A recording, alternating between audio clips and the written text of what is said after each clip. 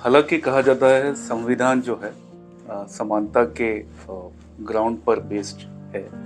फिर भी देखा जाता है आज भी अ, उच्च उच्च जात के जो लोग हैं या निचली जात के जो लोग हैं, इनमें एक तरह का कटाव सा है, खटास सी है। इसका क्या रीजन है? देखिए, पहली बात तो आपको बता दूं कि उच्च जाति नीची जाति कोई चीज़ होती नहीं है। ये आप ऐसा है, आप मान लो कि आपके पास पैसा है तो आप उच्च जाति के हो, आप गरीब हो तो आप नीची जाति हो। आप जिसको जातियां, जो हमारे भारत में जो जातियां जैसे क्षत्रिय, ब्राह्मण, वैश्य, जो भी जातियां बनाई गई हैं, आप सोचिए कि महानगरों में या बड़े शहरों में या गांवों में भी अगर जिसको आप मतलब कि हमारे मतलब जातियों की श्रेणी में अगर मान लो कि नीचे की जाति रखा जाता है, अगर उसके पास पैसा है तो हमने खुद देखा है कि भाई अगर उसके पास पैसा है तो चाहे वो जिसको भी नौकर अपने यहाँ रख सकता है, चाहे वो उच्च जात का हो चाहे जैसे जिस जात का हो। पैसा है तो, पैसा नहीं है तो सिंपल सा है कि आप नीची जात के हो। पैसे से आपकी जाति तय होती है। पैसा इन द सेंस ऑफ आपके पास धन संपदा और जो चीजें हैं वो नहीं। और जो जाति व्यवस्था, जो वर्ण व्यवस्था जो बनाई गई थी, वो उसका एक ही मुख्य उद्देश्य था, लोगों के कार्यों को बांटना उसके नेचर के हिसाब से। ये ऐसा नहीं है कि अगर आप पढ़ेंगे तो ये ऐसा नहीं है कि ये जो इंसान पैदा हुआ था वो अलग अलग जगहों से पैदा हुआ था, एक ही जगह से पैदा हुआ था सारे के सारे इंसान, लेकिन उनके नेचर, उनके बिहेवियर के हिसाब से उनको कार्य दिया गया था। और आप अगर धर्म ग्रंथों में लिखो देखोगे और आप अगर वैदिक इतिहास देखोगे तो हर जाति से राजा हुआ करते थे। जी। आप हर जाति से राजा हुआ करते थे, तो ऐसा कोई भेदभाव नहीं था। ठीक है, फिर उसके बाद क्या होता है कि युग बदलता है, लोग बदलते हैं, कुछ लोग कुछ पॉलिटिकल एजेंडे से आते हैं, तो हमेशा मजबूत आदमी, ताकतवर आदमी, अगर वो गलत गलत आदमी के हाथों में शक्तियां लग जाती हैं तो हमेशा कमजोर को वो शोषण करता ही करता है। ये हर समय हुआ है, वरना राजा हर वर्ग से हुए हैं। कोई ऐसा आप वर्ग बताओ जिस वर्ग से राजा ना हुआ। तो पहली बात तो जो क्षत्रिय, ब्राह्मण, ये कोई जाति भी नहीं हुआ करती थी, ये सिर्फ कर्म हुआ करता था लोगों का। कर्म, आप जो कर्म कर रहे हो उसके हिसाब से उसको एक टाइटल दी जाती थी। क्षत्रिय मतलब जो शस्त्र को धारण करे, जो लड़ाई करे, जो लोगों की रक्षा करे, जो लोगों की सेवा करे, वो क्षत्रिय होता था। अब जरूरी नहीं है कि आप क्षत्रिय हो और आपका जो है आने वाली नेक्स्ट जनरेशन भी, आप राजपूत हो तो आपकी नेक्स्ट जनरेशन भी आपकी क्षत्रिय है, राजपूत है, ये हो, ऐसा कुछ नहीं। भाई आपका कर्म अगर नहीं है, आपके कर्म व्यापारियों वाले हैं तो आप व्यापारी हो गए ना। आप अपने कर्म बदल दिए तो व्यापारी हो गए। ब्राह्मण शब्द का शाब्दिक अर्थ है जो ब्रह्म को जानता हो वो ब्राह्मण है। ठीक है। शूद्र का है अर्थ है सेवक।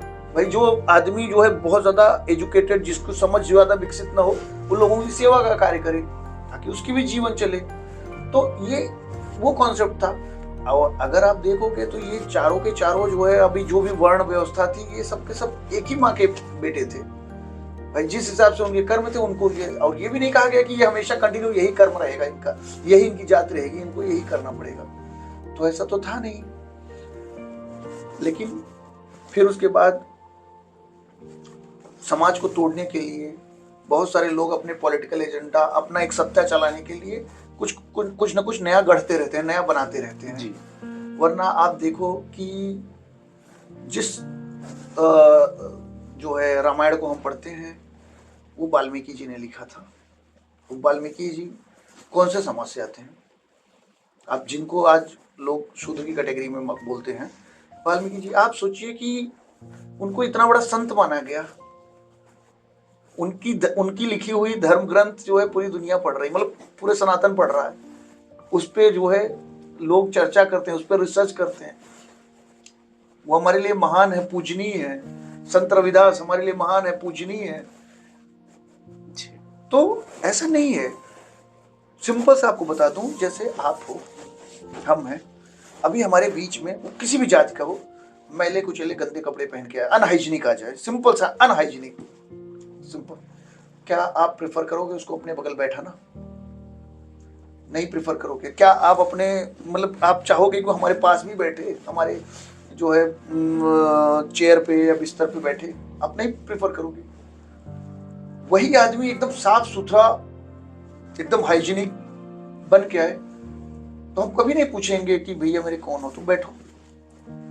यहाँ पे जातियों का, ये जो लोग बोले छुआछूत, ये छुआछूत आप कोविड में देखो ना, छुआछूत ज्यादा कि भाई किसी को टच मत करो, ये मत करो जी। इसका एक ही कॉन्सेप्ट हुआ करता था, सिंपल सा है कि अनहाइजीनिक चीजें हमारे पास ना आ जाए।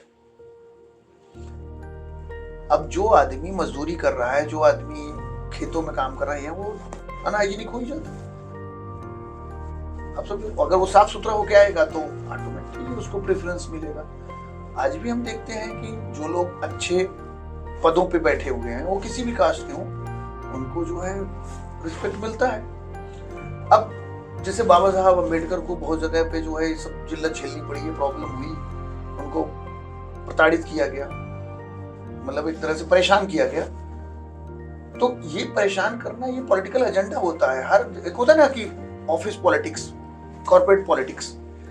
भाई बाबा साहब अम्बेडकर पॉलिटिक्स में थे ना, ऐसा तो नहीं कि वो समान जीवन जी रहे थे। तो किसी न किसी तरीके लॉबिंग तो होगी ही ना भाई, भाषा के आधार पर, जात के आधार पर, धर्म के आधार पर एक होता है लॉबी बनेगी। उनको कहते हैं मेंटली डिमोरलाइज करने के लिए कोई ना कोई तो तरीका अख्तियार करेंगे। तो उनको परेशान किया गया था, नो डाउट, वो गलत था।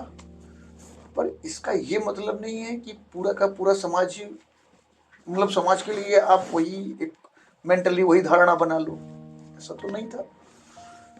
वरना वही बाबा साहब अम्बेडकर को एक आदमी बनता है और बहुत महान बनता है, बहुत बड़ा बनता है ना, तो अकेले के दम पे नहीं बनता। कोई भी महान आदमी बता दो कि अपने अकेले के दम पे बना, उसके पीछे बहुत सारे लोग लगे होते हैं, तब जाके वो महान बनता है। तो एक तरह से हर वर्ग का साथ मिला है, तब बाबा साहब भीमराव अम्बेडकर बने।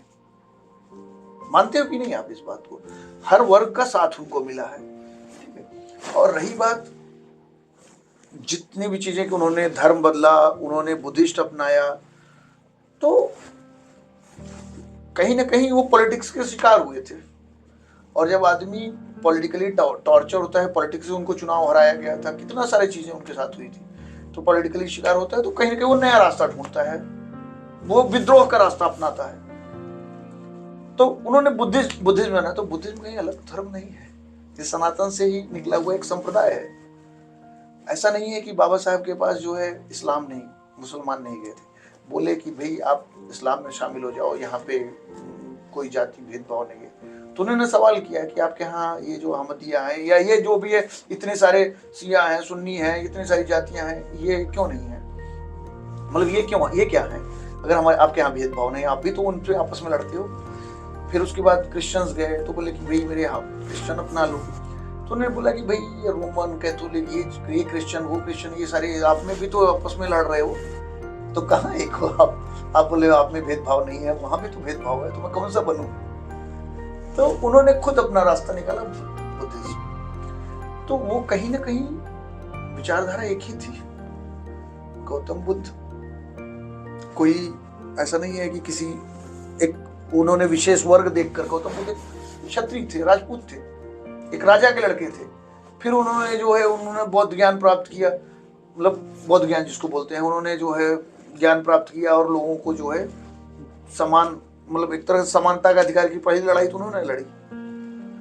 तो आप अगर क्रेडिट दे रहे हो तो एक तरह से आप देखा जाए तो एक अपर कास्ट, अगर बोलो कास्ट के, गौतम बुद्ध जो कि हर आदमी को समान लाने के लिए जो है वो लड़ाई लड़ रहा है, उन्होंने ही सबका विरोध सबसे पहले किया। बिल्कुल, सबको बराबर लाने के लिए उन्होंने जीवन शैली के बारे में, जीवन शैली लोगों को सिखाया। समानता, सबसे बड़ा समानता का पार्ट तो उन्होंने बढ़ाया, हर इंसान को एक बराबरी का दर्जा, उन्होंने वो सारी बातें उन्हें, तभी तो बाबा साहब अम्बेडकर ने उनको अपनाया। बिल्कुल, तो वो कहीं अलग से नहीं आए थे।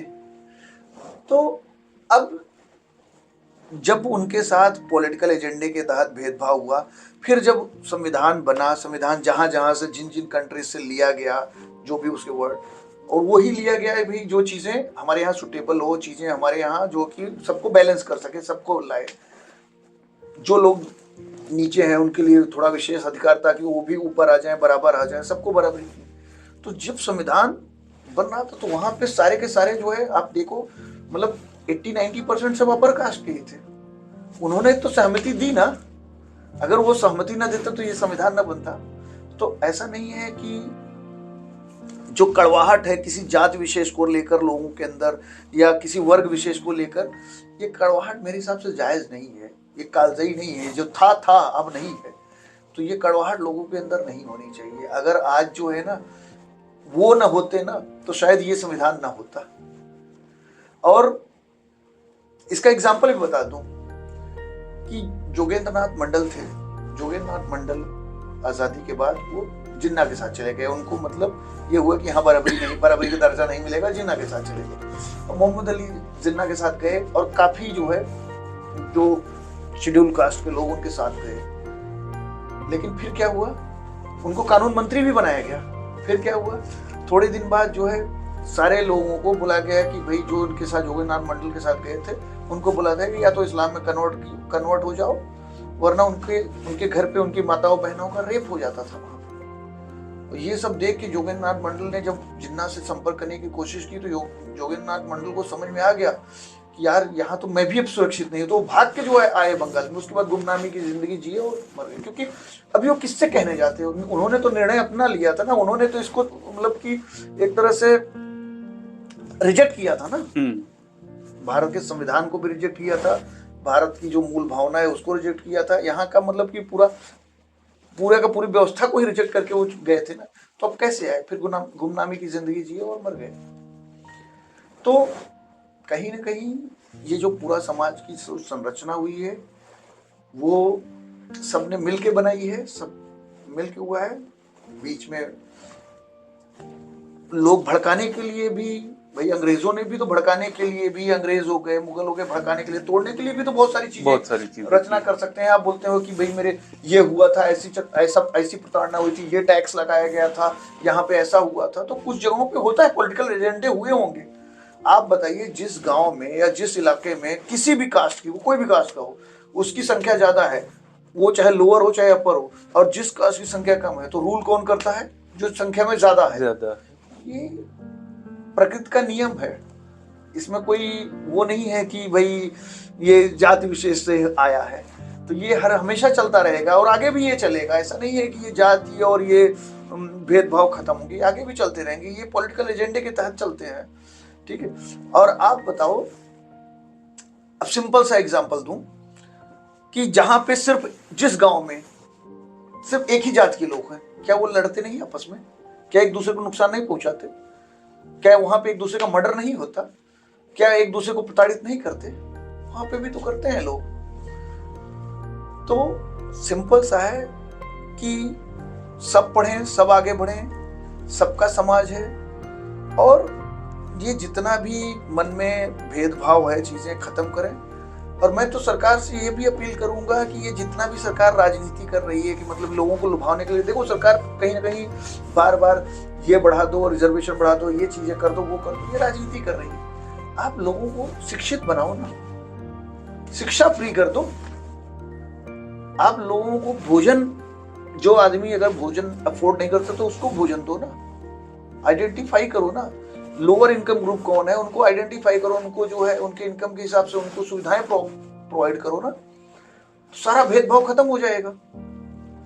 जब सब शिक्षित हो जाएंगे, सबके लिए समान अवसर रहेंगे, फिर अपनी क्षमता के हिसाब से अवसर ढूंढे, अपनी क्षमता के हिसाब से जो है चीजें ले, तो ऑटोमेटिकली जो है सब चीजें। लेकिन क्या है, पॉलिटिकल एजेंडा होता है कि सबको तोड़ के रखो, तभी जाके कि भैया एक काम करो, ये एरिया में ये समाज है, इसको हमने तोड़ के रखा है, यहाँ पे इस समाज का आदमी खड़ा कर दो तो हमारे फेवर में आ जाएगा। उस एरिया में ये समाज की संख्या ज्यादा है तो इस समाज के कैंडिडेट को खड़ा करो तो वहां से वोट ज्यादा मिल जाएगा। ऐसा करके वो तो हमेशा सत्ता में बने हैं, अपनी सरकार तो बना ही रहे हैं ना। जिस दिन आप एक मत हो गए, आप एक हो गए, तो आप उसी को चुनोगे जो सही है।